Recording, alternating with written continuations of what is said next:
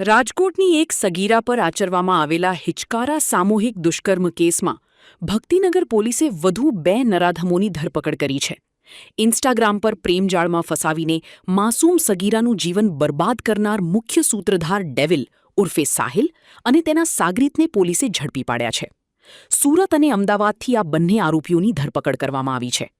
આ નરાધમો એટલા શાતિર હતા કે સગીરાનું ખોટું આઈડી પ્રૂફ બનાવીને તેને હોટલમાં લઈ ગયા હતા. આ નરાધમોને પોતાના પાપ પર જરાય પસ્તાવો નથી. લોકઅપ પાછળ ધકેલાયા હોવા છતાં પોલીસ સ્ટેશનમાં ઊભા આ આરોપીઓ નિર્લજ્જતાથી હસી રહ્યા છે, જાણે કાયદાનો કે પોલીસનો કોઈ ખોફ જ ના હોય. એક માસૂમ દીકરીની જિંદગી રોળ્યા પછી પણ આ નરાધમોના ચહેરા પરનું આ હાસ્ય આપણી કાયદા વ્યવસ્થાને ખુલ્લો પડકાર ફેંકી રહ્યું છે. શું આવા નરાધમોમાં ખાખીનો સહેજ પણ ડર નથી રહ્યો?